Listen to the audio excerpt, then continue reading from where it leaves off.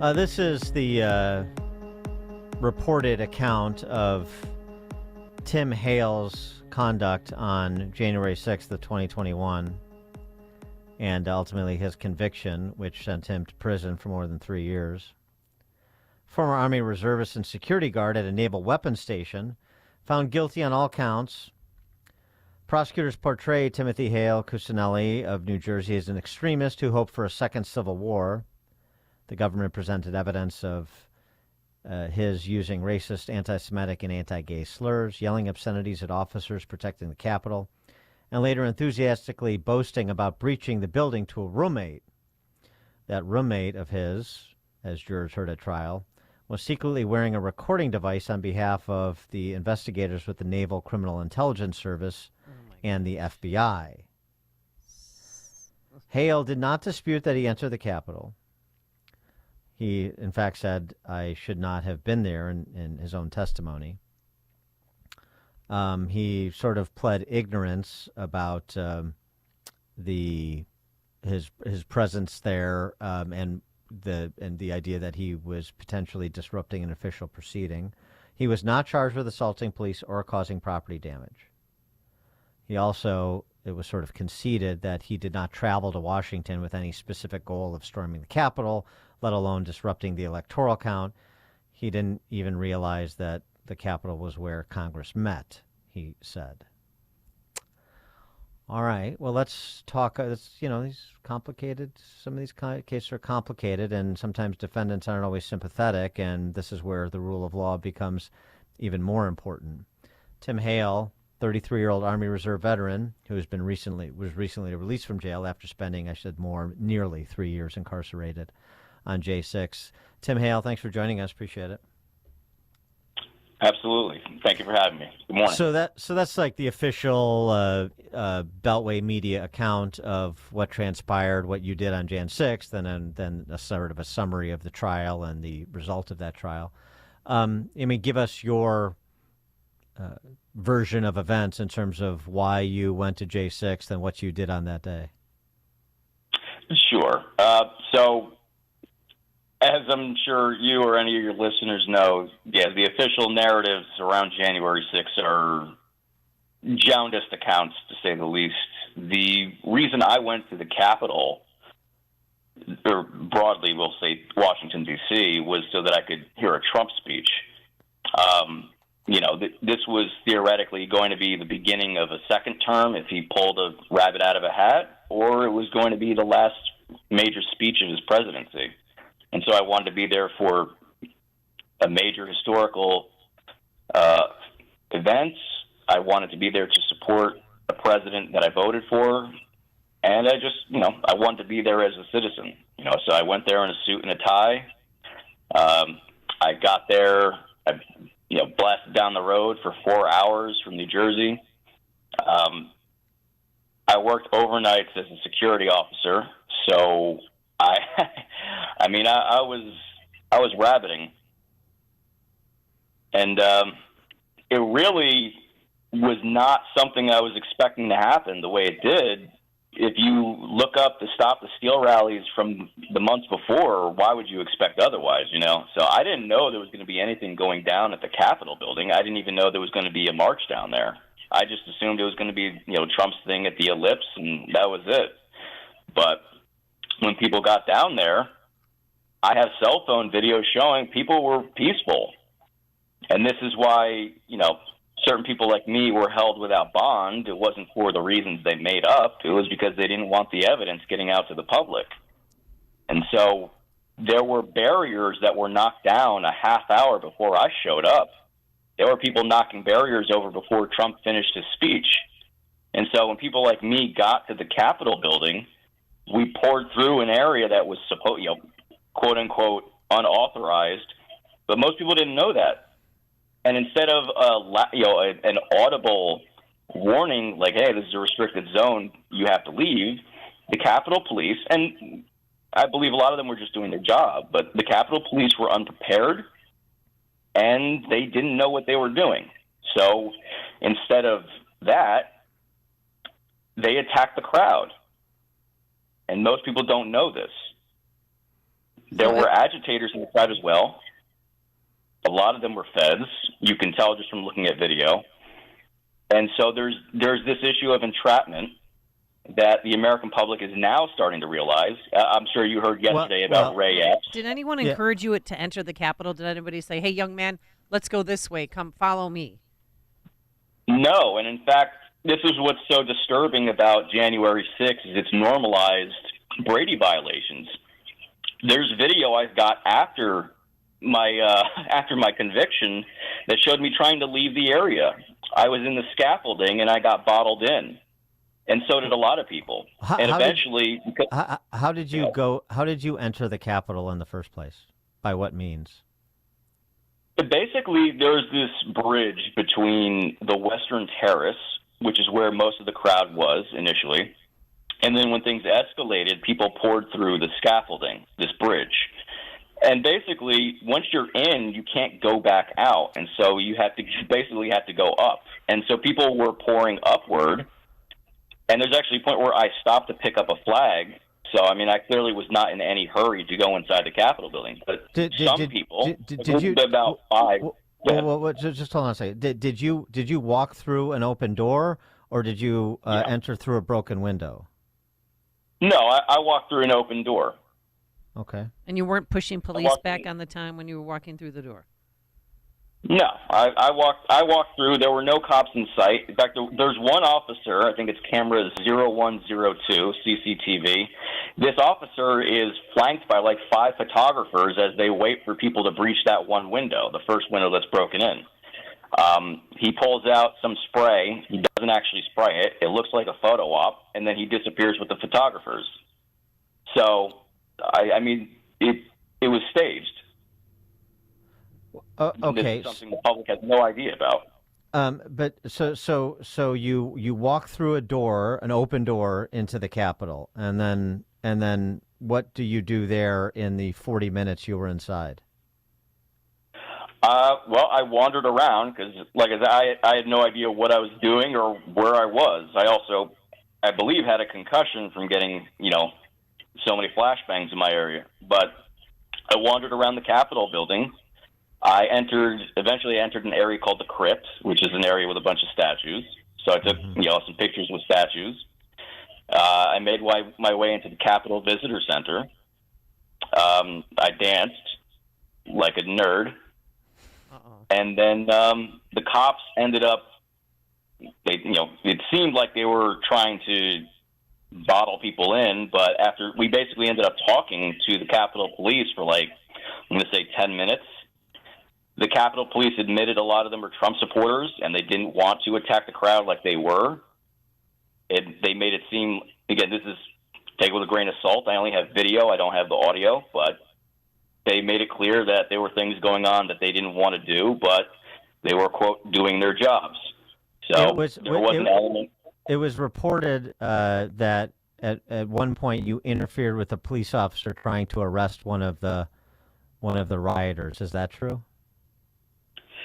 Yeah, I mean, it's funny, after it happened, I didn't even think about it. I completely forgot that even happened until I actually got to see the evidence. I think that's why they withheld so much of it. But all I really did was pull on a dude's collar to drag him off the ground because I was concerned he was injured. It had nothing to do with interfering with the police. As soon as the cops said back away, I backed away. So it wasn't me trying to interfere with an arrest. I was just trying to assist someone who was injured. I did the same thing on the outside of the Capitol building where there were no cops. I was in the military and I was trained to assist people. There's some video. Speaking of that, there's video that was also withheld that again shows me trying to assist someone who's injured on the ground. So I never raised my fist against anybody. I was just angry at civilians being injured. And a lot of people were. A lot of people who didn't fight the cops were still angry because of what they interpreted as excessive force. And that was a contributing factor to a lot of the, let's just say, the excesses of the day. So how long were you inside the Capitol, and then why did you leave at what point in time? I was in there, I'm going to say, from 30 to 40 minutes. I left after the police in the Capitol Visitor Center said they had to escort us out. And so that, happened. So we left the Capitol Visitor Center. They routed us through the crypt again, back to the area called the Senate wing door, which is where the initial breach was. There was a second breach through the doors, and so they had us leave through the windows. So it was kind of chaotic, and people just kind of, it's very weird how things were timed that day. That as soon as they're about to fix the first breach, a second breach happens. But all right, so, I ended up leaving through a window. So you're out, you go home. You're not arrested on that day. You go home. Investigators show up. They apparently meet your roommate before they meet you, and they enlist him to wear a wire, which he did. What did you say to your roommate that was ultimately used in court against you about your activities on that day or your views about political matters and what you were doing there? Yeah, I mean, basically, I confided in someone I viewed as a friend. We weren't just roommates. You know, we were friends for 3 years. We worked together. And basically, I had said things semi-ironically, because that's just the kind of person I am. Not, you know, getting a serious statement from me sometimes is like finding a diamond in a dunghill, and they kind of knew that. What really happened is that NCIS was tipped off by my management. I told you I was the union leader for the security contracting firm that I worked at, and management hated me. They hated Trump, and they basically set me up as an extremist. And so they basically sent NCIS to set my roommate up, to have me set up. And unfortunately, my roommate, and I don't blame him for this, he was about to leave the Navy. So his contract was ending, and they threatened to jam him up. I don't hold that against him. But he basically tried to record me talking about civil war and things like that. And it was ironic. And frankly, I have recordings of him saying the same things for 3 years. And this is what's so disturbing in America now, is that informing on people and taking things out of context in order to get convictions is going to become the new norm. Due process is going to be tossed out the window. Are you sure Naval Intelligence threatened your roommate? Because the report is they paid him $4,000 to wear the wire. I don't think personally, I think that's a distinction without a difference. I think that they probably bribed him a little. It's an inducement. Yeah, perhaps. Yeah, I mean, it's a shame, but I mean, again, they tried similar things with some coworkers. A lot of my coworkers tried to tip me off about certain things, but you know, it's very clear that a lot of people who were close to me were threatened with getting fired and getting punished if they even came out in my defense. Well, so I mean, you mentioned the extremists. So that's the way that you've been characterized in the press, as somebody who had a dalliance with white supremacy, who said intemperate things about Jewish people, who's said intemperate things about other minorities. So, but before we get to whether that's germane with respect to this criminal proceeding, because most of it was held out as prejudicial, appropriately so.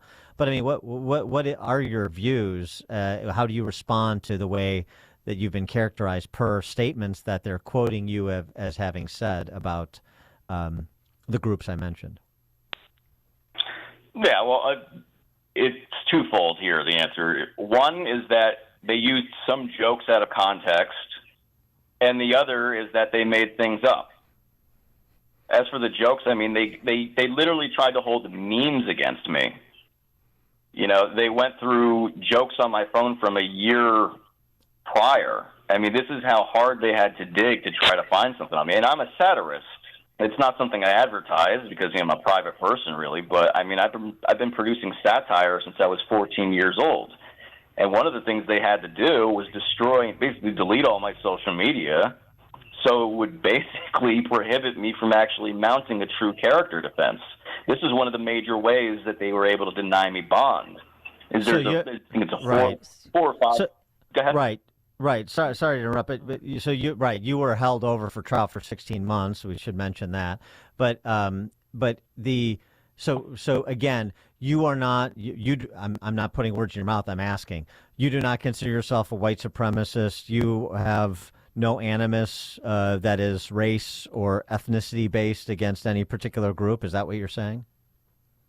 Yeah, no, I mean, I'm from a mixed race family. I know everybody does that. Oh, I have a black friend, but I mean, it's like that's, you know, you got to in New Jersey, especially, we're one of the most diverse states in the country. I mean, keep in mind, my roommate was Jamaican for 3 years. If I was a white supremacist, that would have been a weird situation. Right. You know, You'd I mean, been asked to move. Yeah. Yeah, okay. So you spent yeah. 3 years in jail, but you spent 1 year in solitary confinement, 23 hours a day. For what? How did you get that gig? Yeah, right. More or less. Sometimes it was 22 and 2, but yeah, the first year was pretty rough in the D.C. jail. By the time I was out, the conditions had changed a little. But you know, the real issues in the D.C. jail, and this is not just for January 6th defendants.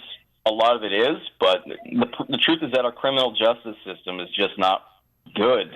The penology, the penal system really needs to be reformed. The D.C. jail is bad for anybody, and but for us, for January 6th defendants, there was a lot of retaliation because the warden hated Trump, and so we were denied access to our lawyers. We were denied discovery. We were denied religious services. So, I mean, you know, the Bill of Rights is supposed to apply to pretrial detainees. Pretrial detainees are the exception to the rule, and even then, if you haven't been convicted, you're supposed to have access to the same civil rights as anybody else. And that was really suspended. January 6th, people might not have liked that day, but the precedents that were set legally should be horrifying to any American citizen who values the Bill of Rights or the 14th Amendment. Right. How would you characterize what happened to you? I mean, this business of you being some sort of extremist or white supremacist, most of it was held out, but it seems to me, and of course I wasn't there, that there were insinuations or statements made by prosecutors that would lead the jury to believe that you were somebody who was extreme or had racist views. So I guess my question is, did that happen during the trial? Absolutely, and it did. This is despite. So then my second question, the judge's directions, you know, despite the judge's instructions, yeah, that happened repeatedly. So then my question is, I mean, the way this sounds to me, if everything you're saying is accurate, and for the sake of argument, let's say it is, that you had somebody who was excited to be there, it may be a little immature in saying some of the statements that you made previously and on that day, but you're being imprisoned, you're being held over for more than a year, and you're serving just under 3 years for saying some intemperate things that should have been precluded from the trial, that did not result in any action in furtherance of anything intemperate you may have said. That maybe it was satirical, maybe it wasn't, but you can't connect anything you said to actions you took, and the actions you took on January 6th were all of a nonviolent character. So essentially you were in prison for 3 years because you said some dumb things that you may or may not have believed. You didn't act on them, but they imprisoned you anyway. That's right. And one of the reasons for, justice delayed is justice denied. The reason it took 16 months for me to get a speedy trial is because I was housed with a bunch of informants. So, I mean, you have the fact that they try to sabotage our cases as well by housing us with Antifa. I was a perfect case for them to use quote-unquote insurrection as a Trojan horse for destroying, obliterating the First Amendment and every other amendment. Are you going? You mentioned the denial of religious services and other rights that inmates have. Is there any legal action you're going to take or contemplating taking subsequent to your release now? It would be great if everybody who had their rights violated was rewarded, but my main priority right now, besides rebuilding my life, is just getting the story out of what actually happened so that people can, people know what happened that day that led to people doing what they did, because a lot of it was extremely out of character for most people. I don't have any particular legal plans. My main priority legally is that the obstruction charge, the one felony I was convicted of, is overturned in the Supreme Court. 18 U.S.C. 1512, which was first upheld. That was first upheld by informants in the district court, and so that's the only felony I have. Otherwise, I just have misdemeanors. If that gets tossed, then I'm not a felon, and that applies to a lot of people. And that's really where people have their eyes right now, is at the Supreme Court. It's a shame that I had to serve my whole sentence for that to, end up there finally. But I think it was a worthwhile wait. I'm always willing.